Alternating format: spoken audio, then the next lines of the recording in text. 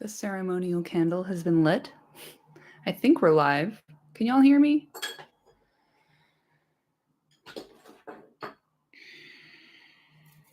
Let me know in the chat if you can't hear me. Happy Wednesday, everyone. Glad to be here with you once again. We are doing chapter 11, A Knife in the Dark, today. I'm very excited. It's a long one. So I've got wine and I've got water to sustain me. So yeah, I'm going to give it 1 minute so I can start officially on time. But yeah, this is when shit starts to get real. I love it.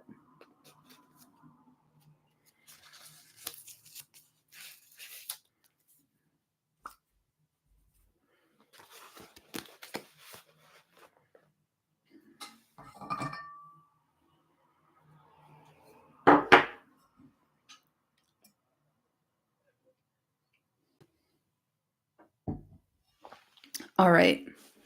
That is 5 p.m. British summer time. And we're going to get started on chapter 11, A Knife in the Dark. As they prepared for sleep in the inn at Bree, darkness lay on Buckland.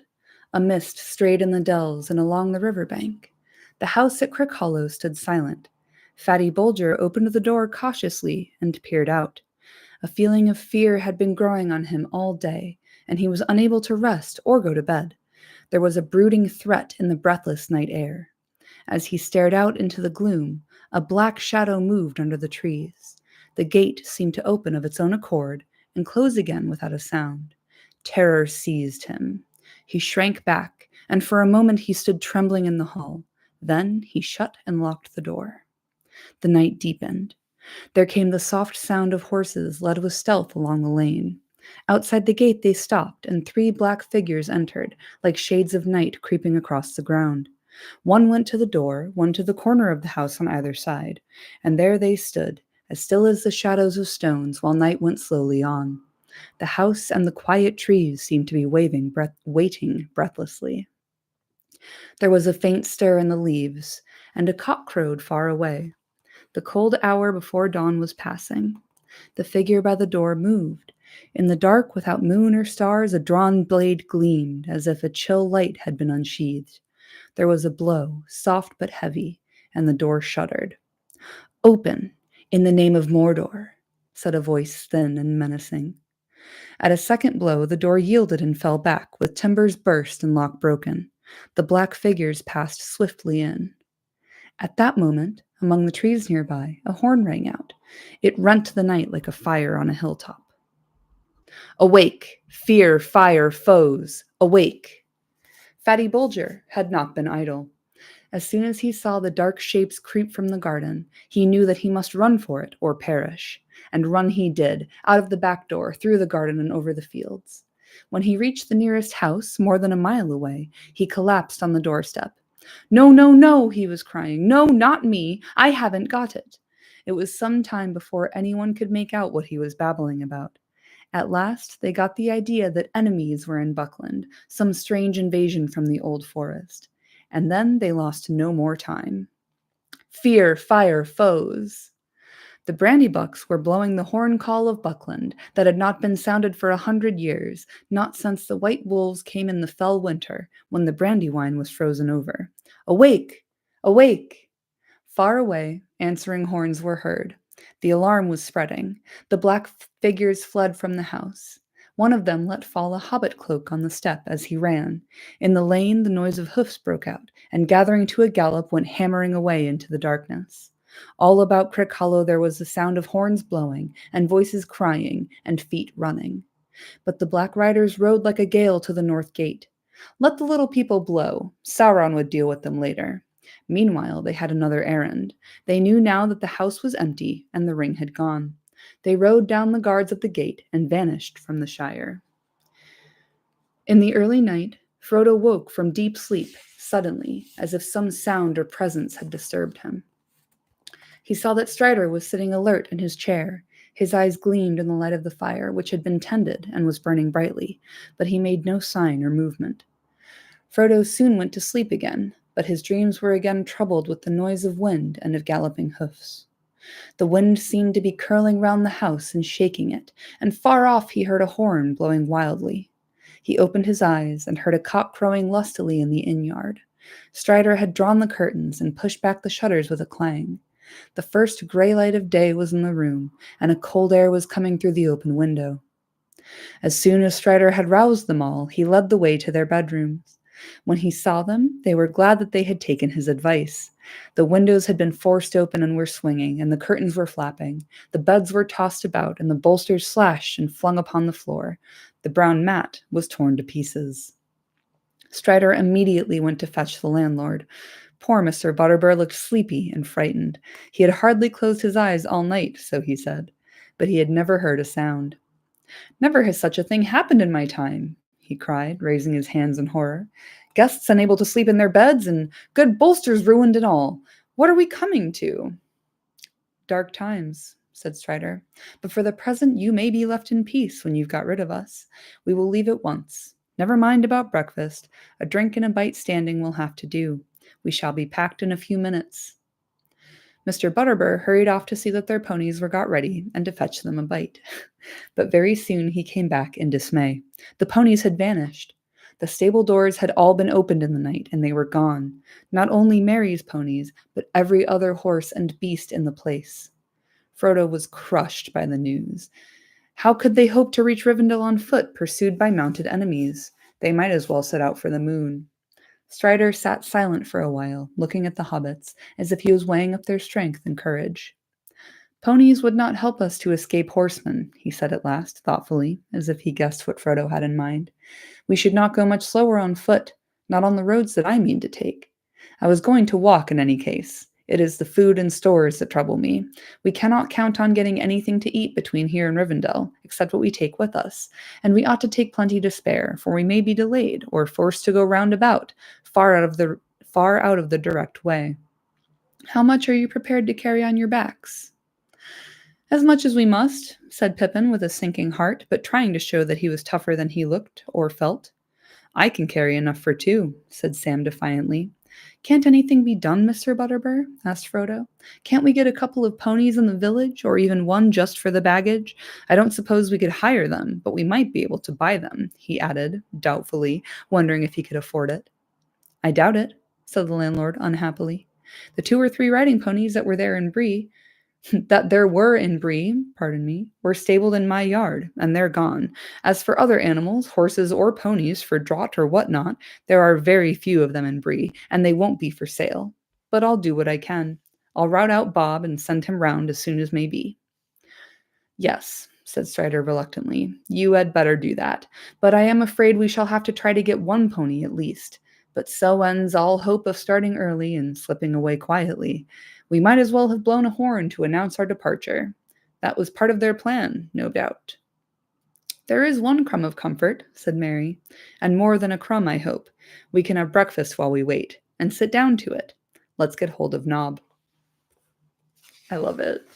At least we can have breakfast. Amidst mounting danger, let's have some breakfast. In the end, there was more than 3 hours' delay. Bob came back with the report that no horse or pony was to be got for love or money in the neighborhood, except one. Bill Ferny had one that he might possibly sell.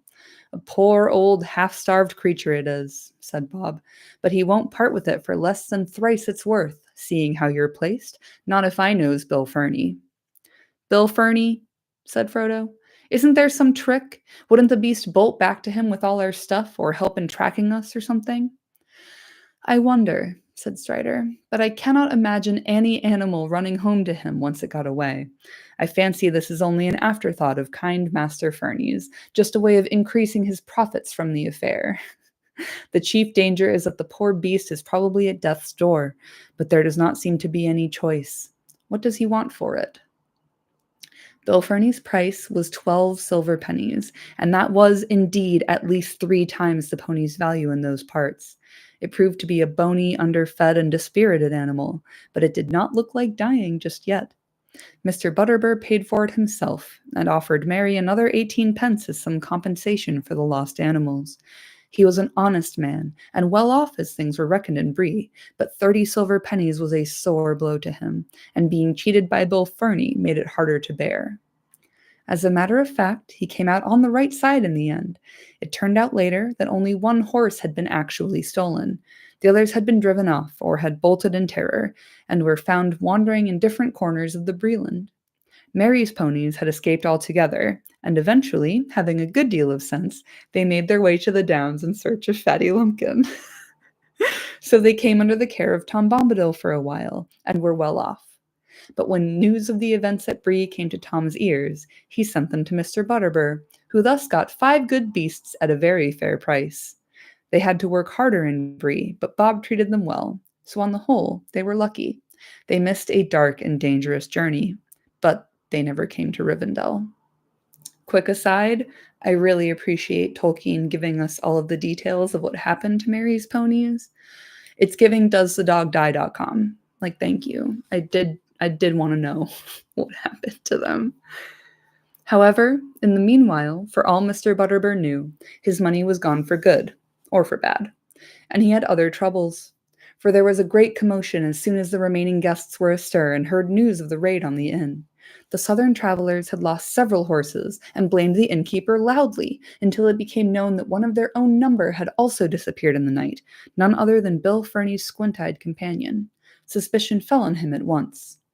"If you pick up with a horse thief and bring him to my house," said Butterbur angrily, "you ought to pay for all the damage yourselves and not come shouting at me. Go and ask Ferny where your handsome friend is." But it appeared that he was nobody's friend, and nobody could recollect when he had joined their party. After their breakfast, the hobbits had to repack and get together further supplies for the longer journey they were now expecting. It was close on 10 o'clock before they at last got off. By that time, the whole of Bree was buzzing with excitement. Frodo's vanishing trick, the appearance of the Black Horseman, the robbing of the stables, and not least the news that Strider the Ranger had joined the mysterious hobbits, made such a tale as would last for many uneventful years. Most of the inhabitants of Bree and Staddle, and many even from Coombe and Archet, were crowded in the road to see the travelers start. The other guests in the inn were at the doors or hanging out of the windows. Strider had changed his mind, and he decided to leave Bree by the main road. Any attempt to set off across country at once would only make matters worse. Half the inhabitants would follow them to see what they were up to and to prevent them from trespassing. I'm saying hi to Chad, I'm not just waving. Don't worry. They said farewell to Nob and Bob and took leave of Mr. Butterbur with many thanks. "I hope we shall meet again some day when things are merry once more," said Frodo. "I should like nothing better than to stay in your house in peace for a while." They tramped off, anxious and downhearted, under the eyes of the crowd. Not all the faces were friendly, nor all the words that were shouted, but Strider seemed to be held in awe by most of the Breelanders, and those that he stared at shut their mouths and drew away. He walked in front with Frodo. Next came Merry and Pippin, and last came Sam leading the pony, which was laden with as much of their baggage as they had the heart to give it. But already it looked less dejected, as if it approved of the change in its fortunes. Sam was chewing an apple thoughtfully. He had a pocket full of them, a parting present from Nob and Bob. "Apples for walking, and a pipe for sitting," he said, "but I reckon I'll miss them both before long." The hobbits took no notice of the inquisitive heads that peeped out of doors or popped over walls and fences as they passed. But as they drew near to the further gate, Frodo saw a dark, ill-kept house behind a thick hedge, the last house in the village. In one of the windows he caught a glimpse of a sallow face with sly, slanting eyes, but it vanished at once. "So that's where that southerner is hiding," he thought. He looks more than half like a goblin." Over the hedge, another man was staring boldly. He had heavy black brows and dark, scornful eyes, his large mouth curled in a sneer. He was smoking a short black pipe. As they approached, he took it out of his mouth and spat. "Morning, Longshanks," he said. "Off early? Found some friends at last?" Strider nodded, but did not answer. "Morning, my little friends," he said to the others. "I suppose you know who you've taken up with? That's Stick-it-not Strider, that is, though I've heard some other names not so pretty. Watch out tonight. And you, Sammy, don't go ill-treating my poor old pony. Pah!" He spat again. Sam turned quickly. "And you, Fernie," he said, "put your ugly face out of sight, or it will get hurt." With a sudden flick, quick as lightning, an apple left his hand and hit Bill Fernie square on the nose. He ducked too late, and curses came from behind the hedge. "Waste of a good apple," said Sam regretfully, and strode on. Ooh, get his ass. Ooh, hurt his feelings. Ooh.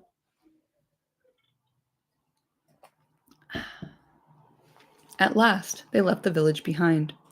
The escort of children and stragglers that had followed them got tired and turned back at the south gate.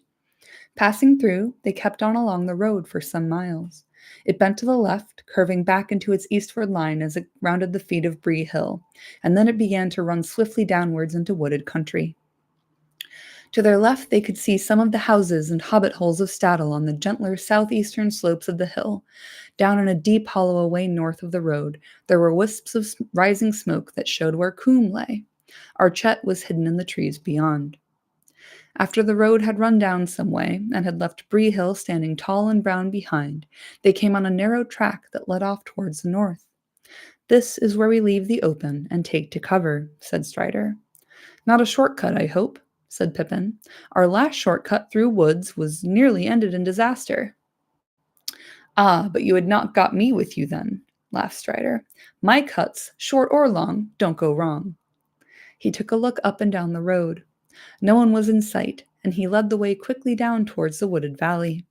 His plan, as far as they could understand it without knowing the country, was to go towards Archette at first, but to bear right and pass it on the east, then to steer as straight as he could over the wild lands to Weathertop Hill. In that way they would, if all went well, cut off a great loop of the road, which further on bent southwards to avoid the Midgewater marshes. But, of course, they would have to pass through the marshes themselves, and Strider's description of them was not encouraging. However, in the meanwhile, walking was not unpleasant. Indeed, if it had not been for the disturbing events of the night before, they would have enjoyed this part of the journey better than any up to that time. The sun was shining, clear but not too hot. The woods in the valley were still leafy and full of color, and seemed peaceful and wholesome. Strider guided them confidently among the many crossing paths, although left to themselves they would soon have been at a loss. He was taking a wandering course with many turns and doublings to put off any pursuit. "Bill Fernie will have watched where we left the road, for certain," he said, "though I don't think he will follow us himself. He knows the land round here well enough, but he knows he is not a match for me in a wood. It is what he may tell others that I'm afraid of. I don't suppose they are far away. If they think we've made for Archette, so much the better." Whether because of Strider's skill or for some other reason, they saw no sign and heard no sound of any other living thing all that day, neither two-footed, except birds, nor four-footed, except one fox and a few squirrels. The next day they began to steer a steady course eastwards, and still all was quiet and peaceful. On the third day out from Bree, they came out of the Chetwood.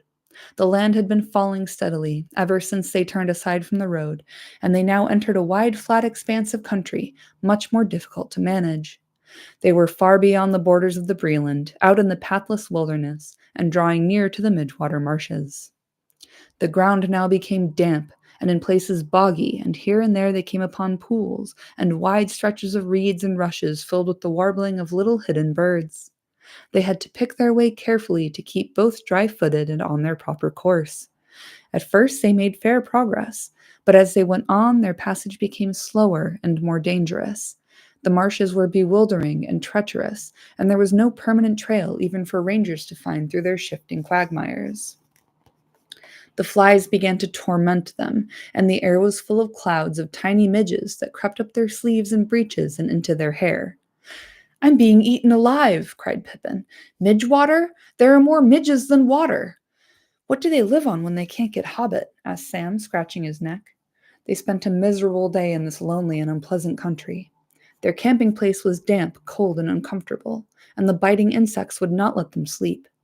There were also abominable creatures haunting the reeds and tussocks that, from the sound of them, were evil relatives of the cricket. There were thousands of them, and they squeaked all round, neek breek, breek neek, unceasingly all the night, until the hobbits were nearly frantic. The next day, the fourth, was little better, and the night almost as comfortless. Though the Knickerbockers, as Sam called them, had been left behind, the midges still pursued them. As Frodo lay, tired but unable to close his eyes, it seemed to him that far away there came a light in the eastern sky. It flashed and faded many times. It was not the dawn, for that was still some hours off. "What is the light?" he said to Strider, who had risen and was standing, gazing ahead into the night. "I do not know," Strider answered. "It is too distant to make out. It is like lightning that leaps up from the hilltops." Frodo lay down again, but for a long while he could still see the white flashes, and against them the tall, dark figure of Strider, standing silent and watchful. At last he passed into uneasy sleep. They had not gone far on the 5th day when they left the last straggling pools and reed beds of the marshes behind them. The land before them began steadily to rise again. Away in the distance eastward, they could now see a line of hills. The highest of them was at the right of the line, and little separated from the others. It had a conical top, slightly flattened at the summit.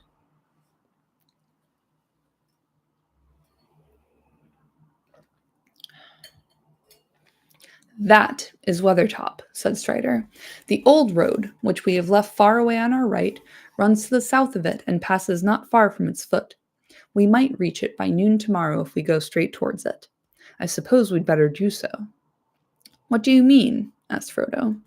"I mean, when we get there, it is not certain what we shall find. It is close to the road." "But surely we were hoping to find Gandalf there?" "Yes, but the hope is faint. If he comes this way at all, he may not pass through Bree, and so he may not know what we are doing. And anyway, unless by luck we arrive almost together, we shall miss one another. It will not be safe for him or for us to wait there long. If the riders fail to find us in the wilderness, they are likely to make for Weathertop themselves. It commands a wide view all round. Indeed, there are many birds and beasts in this country that could see us, as we stand here, from that hilltop. Not all the birds are to be trusted, and there are other spies more evil than they are." The hobbits looked anxiously at the distant hills. Sam looked up into the pale sky, fearing to see hawks or eagles hovering over them with bright, unfriendly eyes. "You do make me feel uncomfortable and lonesome, Strider," he said. "What do you advise us to do?" asked Frodo. "I think," answered Strider slowly, as if he was not quite sure, "I think the best thing is to go as straight eastward from here as we can, to make for the line of hills, not for Weathertop. There we can strike a path I know that runs at their feet. It will bring us to Weathertop from the north, and less openly. Then we shall see what we shall see." All that day they plodded along, until the cold and early evening came down. The land became drier and more barren, but mists and vapors lay behind them on the marshes. A few melancholy birds were piping and wailing, until the round red sun sank slowly into the western shadows. Then an empty silence fell. The hobbits thought of the soft light of sunset glancing through the cheerful windows of Bag End far away. At the day's end, they came to a stream that wandered down from the hills to lose itself in the stagnant marshland, and they went up along its banks while the light lasted. It was already night when at last they halted and made their camp under some stunted alder trees by the shores of the stream. Ahead there loomed now against the dusky sky the bleak and treeless backs of the hills. That night they set a watch, and Strider, it seemed, did not sleep at all. The moon was waxing, and in the early night hours a cold gray light lay on the land. Next morning they set out again soon after sunrise. There was a frost in the air, and the sky was a pale, clear blue. The hobbits felt refreshed, as if they had a night of unbroken sleep. Already they were getting used to much walking on short commons, shorter at any rate than what in the Shire they would have thought barely enough to keep them on their legs. Pippin declared that Frodo was looking twice the hobbit that he had been. "Very odd," said Frodo, tightening his belt, "considering that there is actually a good deal less of me. I hope the thinning process will not go on indefinitely, or I shall become a wraith." "Do not speak of such things," said Strider quickly, and with surprising earnestness. The hills drew nearer. They made an undulating ridge, often rising to 1,000 feet, and here and there falling again to low clefts or passes leading into the eastern land beyond. Along the crest of the ridge, the hobbits could see what looked to be the remains of green-grown walls and dikes, and in the clefts there still stood the ruins of old works of stone. By night they had reached the feet of the westward slopes, and there they camped. It was the night of the 5th of October, and they were 6 days out from Brie. Wine time.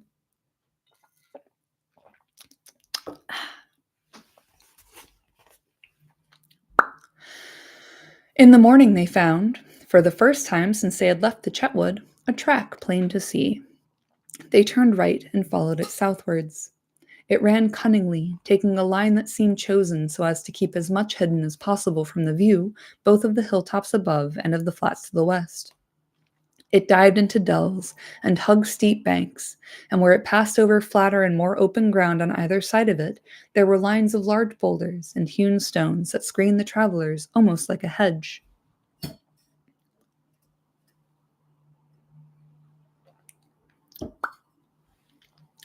"I wonder who made this path, and what for," said Mary, as they walked along one of these avenues where the stones were unusually large and closely set. "I am not sure that I like it. It has rather a barrow-whitish look. Is there any barrow on Weathertop?" "No, there is no barrow on Weathertop, nor on any of these hills," answered Strider. "The men of the West did not live here, though in their latter days they defended the hills for a while against the evil that came out of Angmar. This path was made to serve the forts along the walls. But long before, in the first days of the North Kingdom, they built a great watchtower on Weathertop, Amansul they called it. It was burned and broken, and nothing remains of it now but a tumbled ring, like a rough crown on the old hill's head. Yet once it was tall and fair. It is told that Elendil stood there, watching for the coming of Gil-galad out of the west, in the days of the last alliance." The hobbits gazed at Strider. It seemed that he was learned in old lore as well as in the ways of the wild. "Who was Gil-galad?" asked Mary, but Strider did not answer, and seemed to be lost in thought. Suddenly, a low voice murmured, "Gil-galad was an elven king.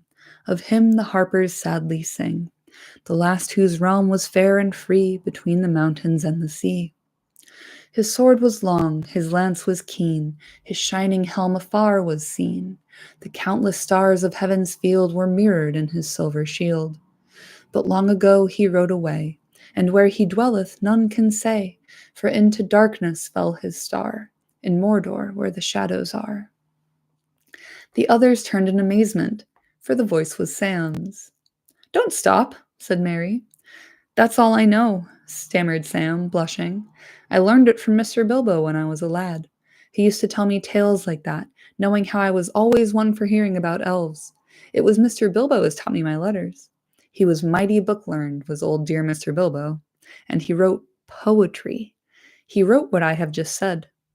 "He did not make it up," said Strider. "It is part of the lay that is called the Fall of Gil-galad, which is in an ancient tongue. Bilbo must have translated it. I never knew that." "There was a lot more," said Sam, "all about Mordor. I didn't learn that part. It gave me the shivers. I never thought I could be going that way myself." "Going to Mordor?" cried Pippin. "I hope it won't come to that." "Do not speak that name so loudly," said Strider. It was already midday when they drew near the southern end of the path and saw before them, in the pale clear light of the October sun, a gray-green bank, leading up like a bridge onto the northward slope of the hill.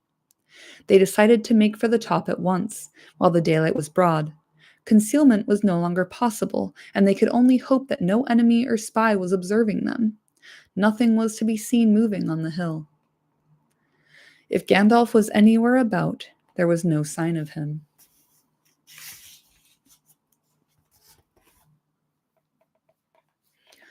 On the western flank of Weathertop, they found a sheltered hollow, at the bottom of which there was a bowl-shaped dell with glassy sides. Glassy? Grassy sides, pardon me. There they left Sam and Pippin with the pony and their packs and luggage. The other three went on. After half an hour's plodding climb, Strider reached the crown of the hill. Frodo and Merry followed, tired and breathless. The last slope had been steep and rocky. At the top they found, as Strider had said, a wide ring of ancient stonework, now crumbling or covered with age-long grass. But in the center, a cairn of broken stones had been piled. They were blackened as if with fire.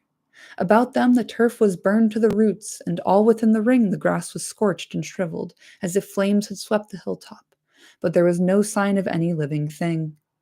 Standing upon the rim of the ruined circle, they saw all round below them a wide prospect, for the most part of lands empty and featureless, except for patches of woodland away to the south, beyond which they caught here and there the glint of distant water. Beneath them, on the southern side, there ran like a ribbon the old road, coming out of the west and winding up and down until it faded behind a ridge of dark land to the east. Sorry, my office is right on the road, and I need to get a soundproof curtain in here. I know it's quite loud, and I'm sorry. Nothing was moving on it. Following its line eastward with their eyes, they saw the mountains. The nearer foothills were brown and somber. Behind them stood taller shapes of gray, and behind those again were high white peaks glimmering among the clouds. You didn't hear anything? Yo, chat didn't hear anything. What up? Big ups, Rode Podcasting microphones. Getting that noise canceling. This is not a sponsored post. All right.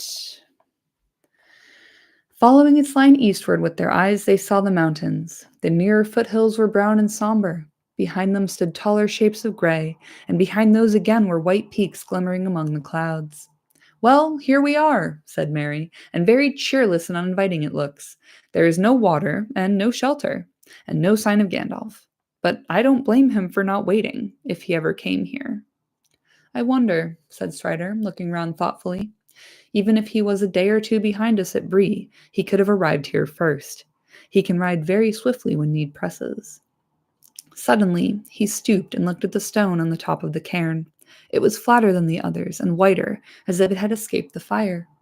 He picked it up and examined it, turning it in his fingers. This has been handled recently, he said. What do you think of these marks? On the flat underside, Frodo saw some scratches.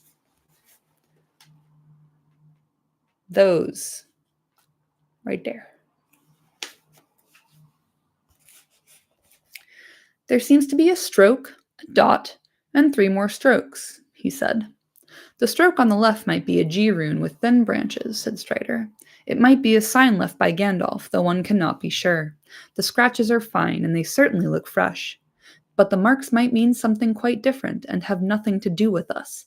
Rangers use runes, and they come here sometimes. What could they mean, even if Gandalf made them? Asked Mary. I should say, answered Strider, that they stood for G3, and were a sign that Gandalf was here on October the 3rd. That is 3 days ago now. It would also show that he was in a hurry and danger was at hand, so that he had no time or did not dare to write anything longer or plainer. If that is so, we must be wary. I wish we could feel that he had made the marks, whatever they may mean, said Frodo. It would be a great comfort to know that he was on the way, in front of us or behind us. Perhaps, said Strider.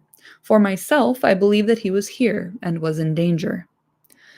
There have been scorching flames here, and now the light that we saw 3 nights ago in the eastern sky comes back to my mind. I guess that he was attacked on this hilltop, but with what result I cannot tell. He is here no longer, and we must now look after ourselves and make our own way to Rivendell as best we can. How far is Rivendell? Asked Mary, gazing round wearily. The world looked wild and wide from Weathertop. I don't know if the road has ever been measured in miles beyond the Forsaken Inn, a day's journey east of Bree, answered Strider. Some say it is so far, and some say otherwise. It is a strange road, and folk are glad to reach their journey's end, whether the time is long or short. But I know how long it would take me on my own feet, with fair weather and no ill fortune. 12 days, from here to the ford of Bruinen, where the road crosses the Loudwater that runs out of Rivendell. We have at least a fortnight's journey before us, for I do not think we shall be able to use the road. Jeez Louise, got mush mouth today.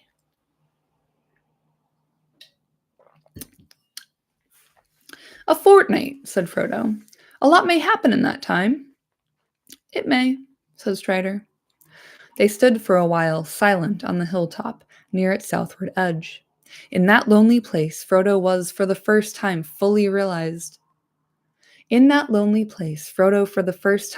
realized his homelessness and danger. He wished bitterly that his fortune had left him in the quiet and beloved Shire. He stared down at the hateful road leading back westward to his home.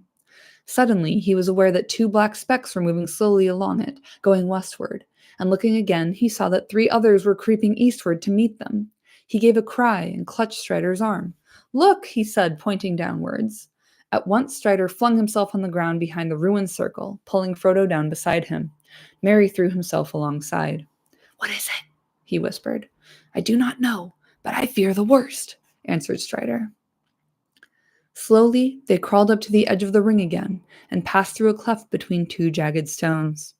The light was no longer bright, for the clear morning had faded, and clouds creeping out of the east had now overtaken the sun, and it began to go down. They could all see the black specks, but neither Frodo nor Merry could make out their shapes for certain.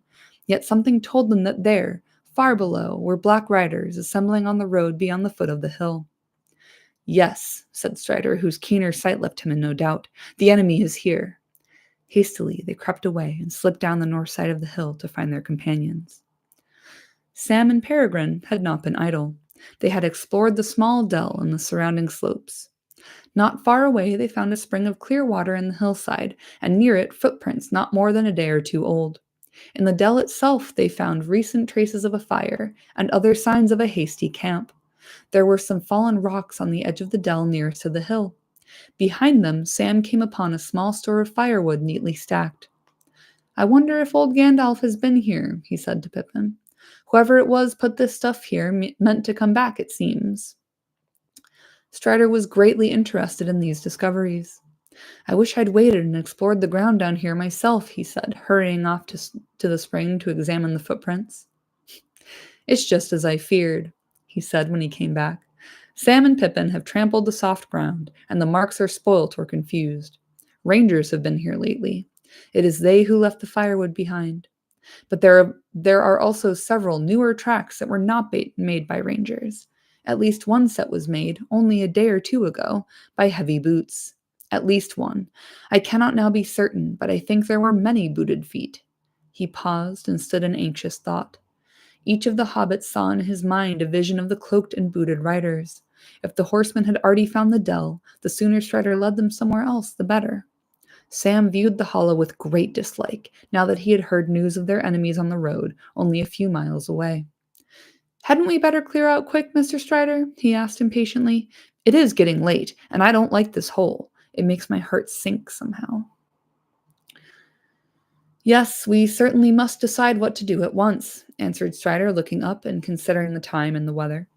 "Well, Sam," he said at last, "I do not like this place either, but I cannot think of anywhere better that we could reach before nightfall. At least we are out of sight for the moment, and if we moved, we should be more likely to be seen by spies. All we could do would be to go right out of our way, back north on the side of the line of the hills, where the land is all much the same as it is here. The road is watched, but we should have to cross it if we tried to take cover in the thickets away to the south. On the north side of the road, beyond the hills, the country is bare and flat for miles." "Can the riders see?" asked Merry. "I mean, they seem usually to have used their noses rather than their eyes, smelling for us, if smelling is the right word, at least in the daylight. But you made us lie down flat when you saw them down below, and now you talk of being seen if we move." "I was too careless on the hilltop," answered Strider.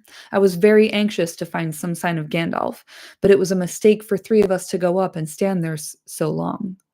For the black horses can see, and the riders can use men and other creatures as spies, as we found at Bree. They themselves do not see the world of light as we do, but our shapes cast shadows in their minds, which only the noon sun destroys. And in the dark they perceive many signs and forms that are hidden from us. Then they are to be the most feared. Then they are most to be feared. There we go. And at all times they smell the blood of living things, desiring and hating it. Senses, too, there are other than sight or smell. We can feel their presence. It troubled our hearts as soon as we came here and before we saw them. They feel ours more keenly. Also," he added, and his voice sank to a whisper, "the ring draws them." "Is there no escape, then?" said Frodo, looking round wildly. "If I move, I shall be seen and hunted. If I stay, I shall draw them to me." Strider laid his hand on his shoulder. "There is still hope," he said. "You are not alone. Let us take this wood that is set ready for the fire as a sign. There is little shelter or defense here, but fire shall serve for both. Sauron can put fire to his evil uses, as he can all things, but these riders do not love it and fear those who wield it. Fire is our friend in the wilderness. Maybe, muttered Sam. It is also as good a way of saying, here we are, as I can think of, bar shouting. Where's the moonshine jar? Oh, chat, I'm drinking rosé. All right, this ain't no golden perch mead. This is Tesco's finest.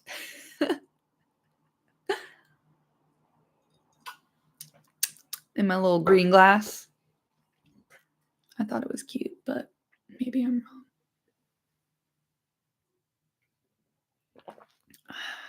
All right. Down in the lowest and most sheltered corner of the dell, they lit a fire and prepared a meal. The shades of evening began to fall, and it grew cold. They were suddenly aware of great hunger, for they had not eaten anything since breakfast, but they dared not make more than a frugal supper. The lands ahead were empty of all save birds and beasts, unfriendly places, deserted by all the races of the world. Rangers passed at times beyond the hills, but they were few and did not stay. Other wanderers were rare and of evil sort. Trolls might stray down at times out of the northern valleys of the misty mountains. Only on the road would travelers be found, most often dwarves, hurrying along on business of their own, and with no help and few words to spare for strangers. I don't see how our food can be made to last, said Frodo. We've been careful enough in the last few days, and this supper is no feast. But we have used more than we ought if we have 2 weeks still to go, and perhaps more. There is food in the wild, said Strider, berry, root, and herb, and I have some skill as a hunter at need. You need not be afraid of starving before winter comes. But gathering and catching food is long and weary work, and we need haste. So tighten your belts and think with hope of the tables of Elrond's house. The cold increased as darkness came on. Peering out from the edge of the dell, they could see nothing but a gray land now vanishing quickly into shadow. The sky above had cleared again and was slowly filling with twinkling stars. Frodo and his companions huddled round the fire, wrapped in every garment and blanket they possessed. But Strider was content with a single cloak, and sat a little apart, drawing thoughtfully at his pipe. As night fell and the light of the fire began to shine out brightly, he began to tell them tales to keep their minds from fear. He knew many histories and legends of long ago, of elves and men, and the good and evil deeds of the elder days. They wondered how old he was, and where he had learned all this lore. Tell us of Gil-galad, said Merry suddenly, when he paused at the end of a story of the elf kingdoms. Do you know any more of that old lay that you spoke of? I do indeed, answered Strider. So also does Frodo, for it concerns us closely. Merry and Pippin looked at Frodo, who was also staring into the fire. I know only the little that Gandalf has told me, said Frodo slowly. Gil-galad was the last of the great elf kings of Middle-earth. Gil-galad is starlight in their tongue. With Elendil, the elf friend, he went to the land of— No, said Strider, interrupting. I do not think that tale should be told now, with the servants of the enemy at hand. If we wend through to the house of Elrond, you may hear it there, told in full. Then tell us some other tale of the old days, begged Sam, a tale about the elves before the fading time. I would dearly like to hear more about elves. The dark seems to press round us so close. I will tell you the tale of Tenuviel, said Strider, in brief, for it is a long tale of which the end is not known, and there are none now, except Elrond, that remember it aright as if it was told of old. That remember it aright as it was told of old. It is a fair tale, though it is sad, as are all the tales of Middle-earth, and yet it may lift up your hearts. He was silent for some time, and then he began not to speak, but to chant softly. The leaves were long, the grass was green, the hemlock umbels tall and fair, and in the glade a light was seen, of stars and shadows shimmering.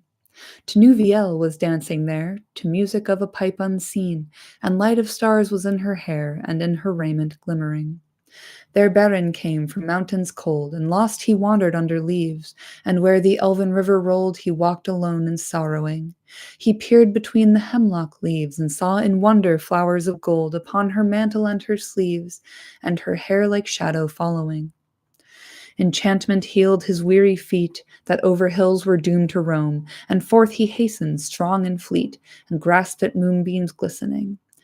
Though woven woods and elven home, through woven woods and elven home, she lightly fled on dancing feet, and left him lonely, still to roam, in the silent forest listening.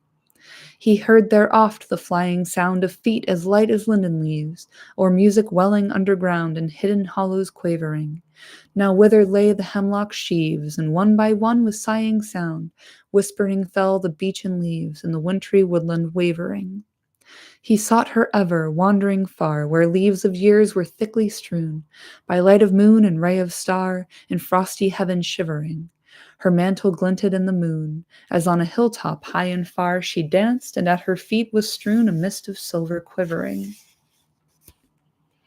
When winter passed, she came again, and her song released the sudden spring, like rising lark and falling rain and melting water bubbling. He saw the elven flowers spring about her feet and healed again. He longed by her to dance and sing upon the grass untroubling. Again she fled, but swift he came to Nuviel, to Nuviel. He called her by her elvish name, and there she halted listening. One moment stood she, and a spell his voice laid on her. Beren came, and doom fell on Nuviel, that in his arms lay glistening. As Beren looked into her eyes within the shadows of her hair, the trembling starlight of the skies he saw there mirrored shimmering. Nuviel, the elven fair, immortal maiden elven wise, about him cast her shadowy hair and arms like silver glimmering. Long was the way that fate them bore, o'er stony mountains cold and gray, through halls of iron and darkling door, and woods of nightshade morrowless. The sundering seas between them lay, and yet at last they met once more, and long ago they passed away in the forest singing sorrowless. Strider sighed and paused before he spoke again. That is a song, he said, in the mode that is called Anthanath among the elves, but is hard to render in our common speech. Yeah, fucking tell me about it. Morrowless? Excuse me. And this is but a rough echo of it. It tells of the meeting of Beren, son of Barahir, and Luthien to Nuviel. Beren was a mortal man, but Luthien was the daughter of Thingol, a king of elves upon Middle-earth when the world was young, and she was the fairest maiden that has ever been among all the children of this world. As the stars above the mists of the northern lands was her loveliness, and in her face was a shining light. In those days, the great enemy, of whom Sauron of Mordor was but a servant, dwelt in Angband in the north, and the elves of the west came back to Middle-earth. And the elves of the west, coming back to Middle-earth, made war upon him to regain the Silmarils which he had stolen, and the fathers of men aided the elves.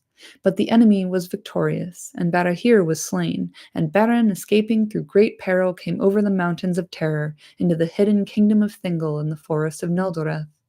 There he beheld Luthien singing and dancing in a glade beside the enchanted river Esgalduin, and he named her Tenuviel, that is nightingale in the language of old. Many sorrows befell them afterwards, and they were parted long. Tenuviel rescued Beren from the dungeons of Sauron, and together they passed through great dangers, and cast down even the great enemy from his throne, and took from his iron crown one of 3 Silmarils, brightest of all jewels, to be the bride price of Luthien to Thingol her father. Yet, at the last, Beren was slain by the wolf that came from the gates of Angband, and he died in the arms of Tenuviel. But she chose mortality, and to die from the world so that she might follow him. And it is sung that they met again beyond the sundering seas, and after a brief time they walked alive once more in the green woods. Together they passed, long ago, beyond the confines of this world. So it is that Luthien Tenuviel, alone of the elf kindred, has died indeed, and left the world, and they have lost her whom they most loved. But from her the lineage of the elf lords of old descended among men.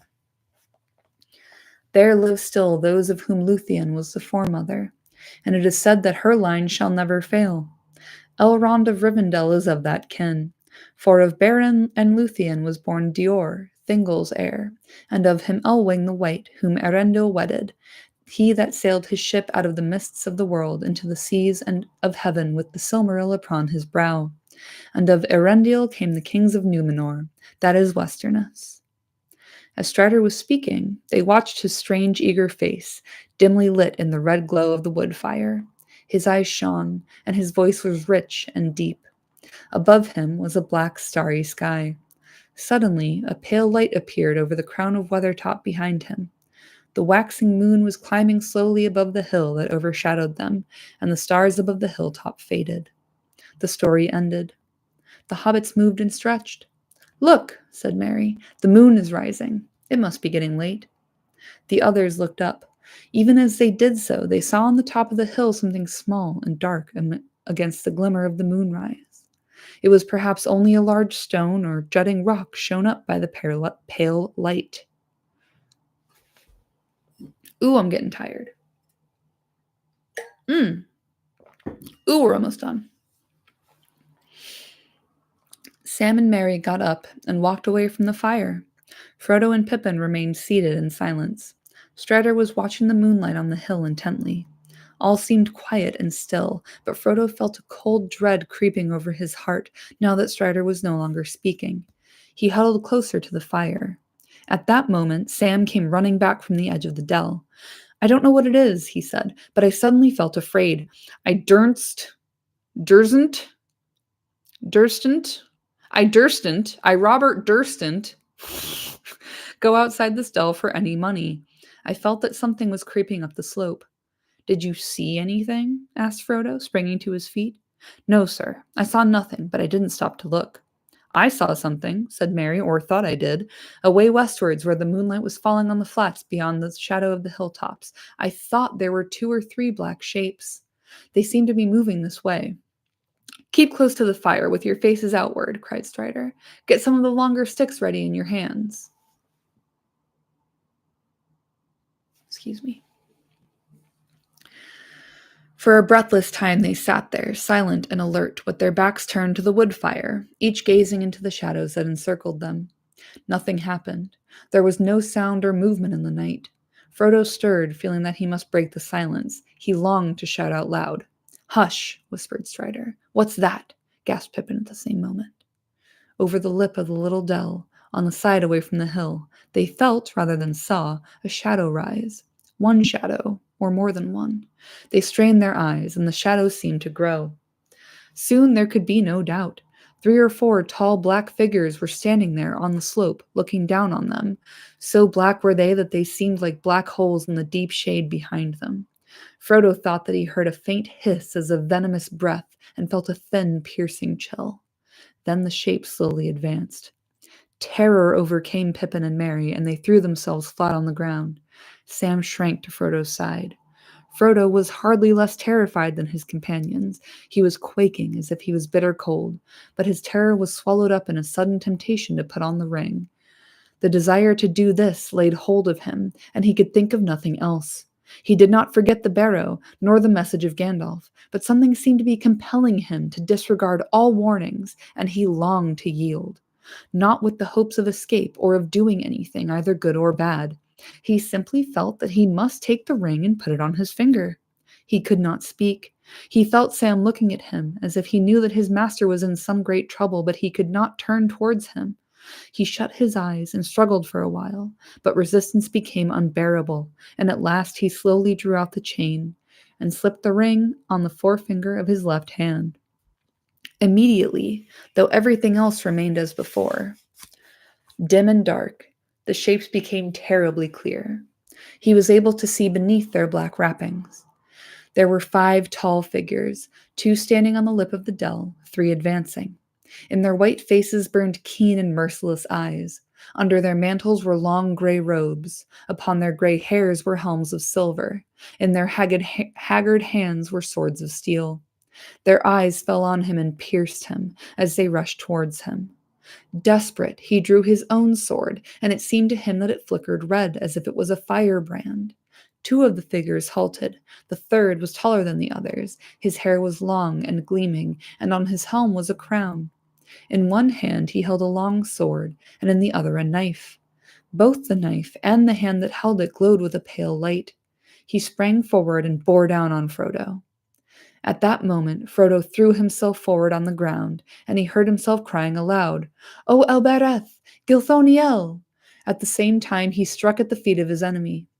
A shrill cry rang out in the night, and he felt a pain like a dart of poisoned ice pierce his left shoulder.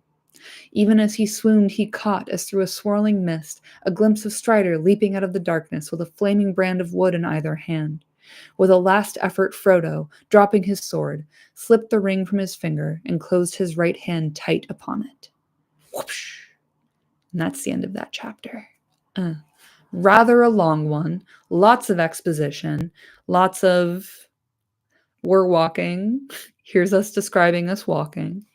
And then we have part of the Lay of Gil-galad and some of the tale of Beren and Luthien. And I think it's very lovely. And it's so like Tolkien to spend a page and a half, 2 pages on his own poetry and less than a quarter of a page on the actual knife in the dark that the chapter is named for. Like, the man did know how to do foreshadowing and build up, I suppose. But yeah, I don't have a lot of commentary on this one because it really is like an exposition chapter. But this is the one where it's like a very clear delineation between up until now, we've been having like kind of a fun time with the boys going through the Shire, through the Old Forest, and to Bree, tap dancing on a table, kind of being foolish, throwing an apple at a guy, and then into the wild with Strider. And like shit gets real, as chat says. Shit's about to go down, and it does in a major way. Like Frodo gets mortally fucking wounded in this one. But only in the last page, the last paragraph of the chapter. So, next week, we're going to do A Flight to the Ford, A Flight to the Fjords. I'm pining for the fjords. And that will be the end of book 1. And I'll need to go through and rename all of these videos that I've done because I didn't think about the naming convention of books 1 through 6 and how they're all individually numbered with chapters 1 and so on. So yeah, it'll likely be next Wednesday again, but I will let y'all know as soon as I do. Chat. Man, if only Frodo had had a coat of mail, it could be like made of mithril, perhaps. Yeah, dude, that would be so sick. But unfortunately, he doesn't have enough XP to level up until he gets to Rivendell. So we're just going to have to wait for that one, unfortunately. Bilbo is a selfish fuck. Like, we all know this, I think, that, like, Bilbo kind of fucked his nephew over big time. But what are you gonna do? Like, eventually Frodo gets the sword and the mail coat and all of the upgrades. So we'll get there soon enough. But yeah, I do enjoy Strider's kind of extreme nonchalance at all times. Like, he's very casual all the time. He's like, yeah, we're going to Weathertop. Like, here's the history of this massive hill. You guys may or may not know what it's for or what I'm talking about, but I'll explain it to you anyway. I enjoy his refusal's the wrong word, but he doesn't meet the hobbits where they're at with their knowledge. He's like, well, Frodo knows Elvish and Sam knows about Gil-galad, so I'm just going to launch into some history. It just cracks me up. I really like Strider in the book. And I think movie version of Strider is also very good and hot and sexy in a daddy sort of way. But book Strider has this kind of vibe about him where he's like, y'all ain't seen nothing yet. I find it very tasty. Love this take. Oh man, I wanted to read that message. Oh man. I did see love this take on Bilbo, which is like, yeah, I love Bilbo. That guy is a friend of mine. Like, we are really good pals. We go back a long time. But he's like kind of a dingus and kind of really selfish. And I enjoy that about him. He's not very hobbity, it turns out. I think that's why Gandalf picked him as his burglar, because he's one of the least hobbity hobbits in the Hobbiton. But yeah, that's about all I've got, and the sun is very much in my eyes at this time. So I will be back next week, and I thank you all very much again for joining me. Bilbo lives in the moment, semi-derogatory. Yeah, exactly. Like, Bilbo hits me as like the weed man who is so excited and happy to see you every time he sees you, but he never texts you back and everything happens on his time only. Like, that's very Bilbo. Here we go. Love this take on Bilbo. I enjoy how if you ask a hobbit how the writing of their book is going, they hand it to you and tell you the next chapters are for you to write. Exactly. Like, oh, how's my book going? It's your book now. I'm retired. It's very cute. But yeah, I'm looking forward to the flight to the fjords. Next week we'll get there. And then after that, we're in Rivendell and shit really ramps up big time. So, ooh, ooh, we're doing it, y'all. We're getting there. We're almost at insert disc 2 territory. So yeah, thank y'all again for being here with me today on this Wednesday evening. I'm going to enjoy this sunlight while I can, and I'll see you next time. Be good, okay? Or I'll tell on you.